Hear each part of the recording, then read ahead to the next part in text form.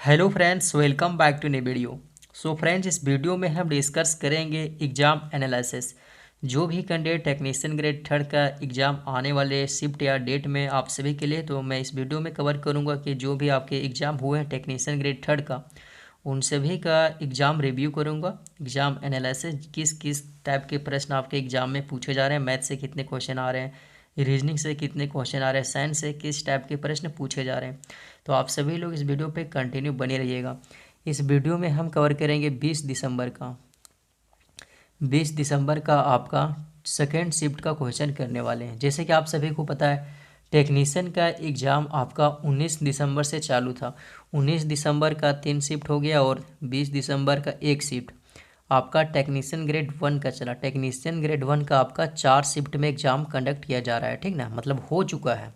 हम बात करेंगे टेक्नीशियन ग्रेड थर्ड का, तो 20 दिसंबर से आपका सेकेंड शिफ्ट से स्टार्ट था, ठीक है। तो चलिए मैं टेक्नीशियन ग्रेड थर्ड का क्वेश्चन एनालिसिस करते हैं। तो आप सभी लोग इस वीडियो पे बने रहिएगा। पीडीएफ आपको चाहिए तो टेलीग्राम चैनल का लिंक डिस्क्रिप्शन बॉक्स में है, आप लोग ज्वाइन कर लीजिएगा। टेलीग्राम पे आपको मैं डाल दूंगा इस पीडीएफ को। तो चलिए मैं क्वेश्चन की तरफ आगे बढ़ता हूँ। देखिए, चलिए हम रिव्यू करेंगे एग्ज़ाम आपका। ये 20 दिसंबर का सेकेंड शिफ्ट का रहने वाला है टेक्नीशियन ग्रेड थर्ड का। आप सभी को पता है कि जितने भी शिफ्ट में एग्ज़ाम होते हैं उन सभी को एग्ज़ाम प्रश्न को कराना यूट्यूब पे बैन लग चुका है। तो मैंने उस डेट को नहीं करवाया है, 2-3 दिन बाद में इस शिफ्ट में आपको कराने जा रहा हूँ। तो चलिए देखिए, फर्स्ट क्वेश्चन कुछ आपके करंट अफेयर्स से पूछे गए थे, ठीक है। तो करंट अफेयर का क्वेश्चन क्या था, देखिए यहाँ पे आप देख सकते हो। पहला क्वेश्चन आ रहा है, डीआरडीओ ने लंबी दूरी की भूमि पर हमला करने वाले मिसाइल का सफल परीक्षण कहाँ गया था। मतलब कि डीआरडीओ ने लंबी दूरी की भूमि पर हमला करने वाली मिसाइल का सफल परीक्षण कहाँ किया गया था। तो इसका राइट आंसर आपका हो जाएगा उड़ीसा के चांदीपुर में, ठीक है। उड़ीसा के चांदीपुर शहर में आपका किया गया था ये परीक्षण। चलिए देखते हैं नेक्स्ट क्वेश्चन। नेक्स्ट क्वेश्चन आपका पूछा गया था बायोलॉजी से। तो बायोलॉजी से आप लोग जितने भी टॉपिक है सभी को करके जाना, क्योंकि बायोलॉजी से 2-3 सवाल पूछे जा रहे हैं। देखिए, बायोलॉजी से ये सवाल था आपका, निषेचन किस वजह से होता है। तो निषेचन आपको पता ही होगा, आपने फिजिक्स केमिस्ट्री बायोलॉजी तो आपने अच्छे से पढ़ रहा हो, तो ये बायोलॉजी का सवाल है, ठीक ना। तो इसका राइट आंसर आपका हो जाएगा शुक्राणु और अंडाणु के संलयन से, ठीक ना। निषेचन किस वजह से होता है, शुक्राणु और अंडाणु के संलयन से होता है। चलिए नेक्स्ट क्वेश्चन देखिए। नेक्स्ट क्वेश्चन आपका पूछा गया था, यहाँ पे देख सकते हो करंट अफेयर से सवाल है, ठीक ना। करंट अफेयर का ज़्यादा हार्ड लेवल के क्वेश्चन नहीं आ रहे, मॉडरेट लेवल के क्वेश्चन से उठाया जा रहा है, ठीक है। तो क्वेश्चन नंबर 3 देखिए, भारत के नए मुख्य न्यायाधीश के रूप में शपथ लेने वाले न्यायमूर्ति संजीव खन्ना कौन से क्रम के हैं। आप सभी को पता है कि न्यायमूर्ति संजीवनी खन्ना नए मुख्य न्यायाधीश बने हैं, ठीक ना। तो किस क्रम के थे, तो ये 91वें क्रम के थे, ठीक है, 51वें क्रम के थे। तो इस क्वेश्चन को याद रख लेना, हो सकता है आने वाले शिफ्ट में आपको पूछ दिया जाए, लेकिन पूछा हुआ प्रश्न तो भूल जाओ कि आपके शिफ्ट में पूछे जाएंगे, ठीक है। चलिए नेक्स्ट क्वेश्चन देखो। नेक्स्ट क्वेश्चन आपका स्पोर्ट्स से पूछा गया था। स्पोर्ट्स से भी अच्छा अच्छा क्वेश्चन पूछा जा रहा है, ज़्यादा लेवल भी नहीं है, मॉडरेट लेवल है। निम्नलिखित में से किस टीम ने रणजी ट्रॉफी 2023-24 जीता है। रणजी ट्रॉफी 23-24 की बात करें तो 23-24 आपका मुंबई जीता है, ठीक ना। 23-24 मुंबई, और पूछा जाएगा 22-23 तो ये आपका मध्य प्रदेश ने जीता है, ठीक ना। तो मैंने 23-24 लिया है, तो ये इसका राइट आंसर आपका हो जाएगा, मुंबई टीम ने जीती है रणजी ट्रॉफी 2023-24। चलिए देखिए नेक्स्ट क्वेश्चन। नेक्स्ट क्वेश्चन आपका पूछा गया था, हाइड्रा कैसा प्रजनन करता है। हाइड्रा बायोलॉजी से सवाल है, ठीक है। हाइड्रा कैसा प्रजनन करता है, तो इसका राइट आंसर हो जाएगा आपका मुकुलन। हाइड्रा किस विधि द्वारा प्रजनन करता है, तो ये मुकुलन विधि द्वारा प्रजनन करता है, ठीक है। तो इसका राइट आंसर आपका मुकुलन हो जाएगा। चलिए नेक्स्ट क्वेश्चन देखिए, क्वेश्चन नंबर 6। क्वेश्चन नंबर 6 है आपका, निम्नलिखित में से कौन सी अधातु तरल है। मतलब आपको बताना है कौन सा ऐसे अधातु है जो तरल अवस्था में पाया जाता है। तो ब्रोमीन, ब्रोमीन आपका एक अधातु है, ठीक ना, ये तरल अवस्था में पाया जाता है। नेक्स्ट क्वेश्चन देखिए। नेक्स्ट क्वेश्चन है आपका, केरल में किस जगह पर भूस्खलन हुआ है, ठीक ना। केरल में भी वर्तमान में भूस्खलन देखने को मिला है, ठीक ना। तो आपको बताना है कि किस जगह पे भूस्खलन हुआ है, तो इसका राइट आंसर हो जाएगा वायनाड। वायनाड में बहुत ही भयानक भूस्खलन आपको देखने को मिला है, तो इसका राइट आंसर वायनाड हो जाएगा। तो दोस्तों मेरे पास जितने भी स्टूडेंट शेयर किए थे वो क्वेश्चन मैंने आपको मैं दिखा दिया हूँ कि करंट अफेयर, जीके और ये आपका बायोलॉजी से किस टाइप के प्रश्न पूछे जा रहे हैं, ठीक है। तो चलिए अब हम डिस्कस कर लेते हैं कि मैथ और आपका रीजनिंग में किस किस टॉपिक से आपके प्रश्न पूछे जा रहे हैं। तो सबसे पहले हम मैथ की बात करें तो सबसे पहले परसेंटेज से आपका 2 प्रश्न पूछा जा रहा है, ठीक है। परसेंटेज हो गया। उसके बाद हम नेक्स्ट बात करते हैं प्रॉफिट एंड लॉस से आपके 2 से 3 प्रश्न यहाँ भी पूछे जा रहा है।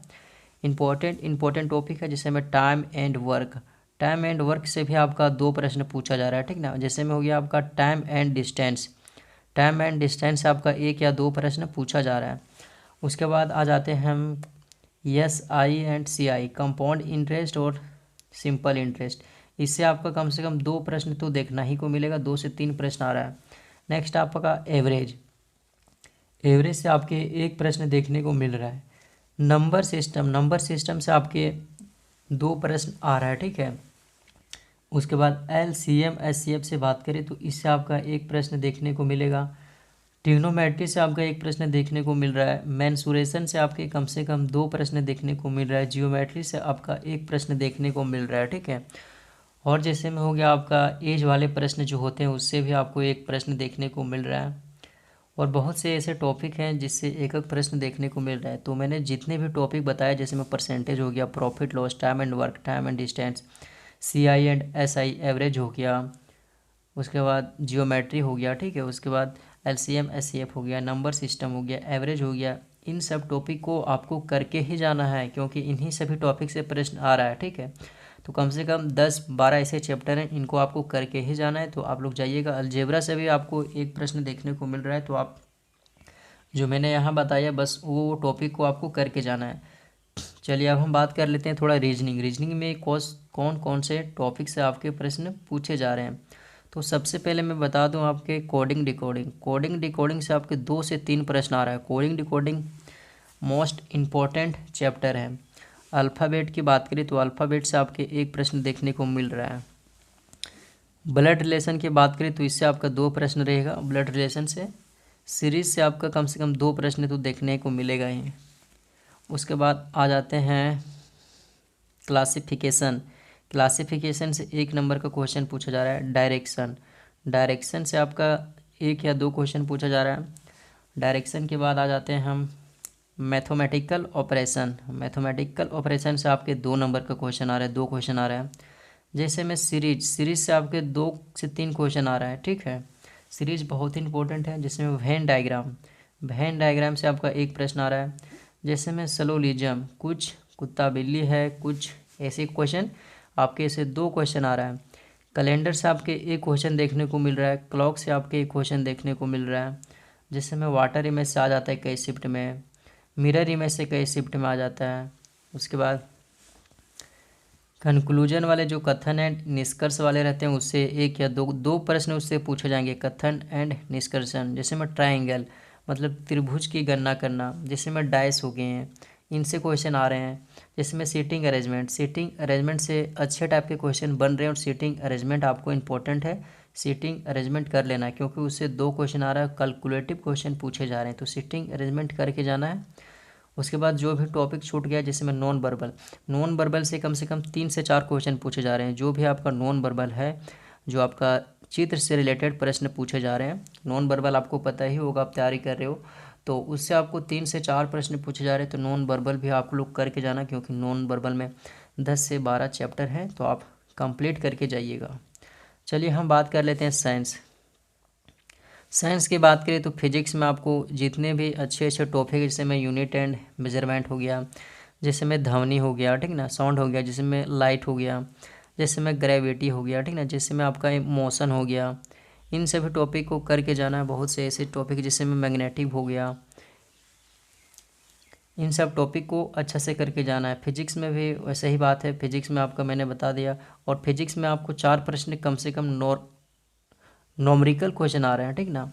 फिजिक्स से आपके 4-5 क्वेश्चन नॉमरिकल देखने को मिल रहा है। केमिस्ट्री में भी अच्छा खासा क्वेश्चन आपको देखने को मिलेगा। बायोलॉजी अच्छा वेटेज है, बायोलॉजी से आपका 10 से 12 क्वेश्चन आ रहा है, बायोलॉजी से 10 से 12 क्वेश्चन बायोलॉजी से आ रहा है। केमिस्ट्री से आपके 7 से 8 क्वेश्चन आ रहा है, और फिजिक्स से कम 10 से 15 क्वेश्चन आपको देखने को मिल रहा है। तो इस बात को आपको ध्यान रखना है और अच्छे से आपको कंप्लीट करना है। जीके से आपके जीके तो आप कितना करोगे भाई, 10 क्वेश्चन आएगा और 10 क्वेश्चन में जीके पता ही कितना बड़ा सिलेबस है। तो आप ज़्यादा करंट अफेयर पर फोकस कीजिएगा। करंट अफेयर आपके 5 प्रश्न आ रहे करंट अफेयर। तो करंट अफेयर में मैं इंपॉर्टेंट टॉपिक में बता देता हूँ। सबसे पहले कि वर्तमान में कौन क्या है, ठीक ना, वो पढ़ लेना। स्पोर्ट्स से जितने भी ट्रॉफियाँ हो गया, कप हो गया, इन सभी को आने वाले खेल हो गया, जो बीते गए खेल हैं उनको कवर कर लेना है स्पोर्ट में। जैसे में हो गया आपका सीईओ वगैरह कंप्लीट कर लेना है। और आपका बहुत से ऐसे टॉपिक है, वर्तमान में कितने ऐसे कंट्री है जहाँ पे नए प्रधानमंत्री राष्ट्रपति बने हैं, भारत के जितने भी राज्य हैं उनके नए नए मुख्यमंत्री बने हैं, उसको याद कर लेना है। इन्हीं सभी टॉपिक से प्रश्न पूछे जा रहे हैं।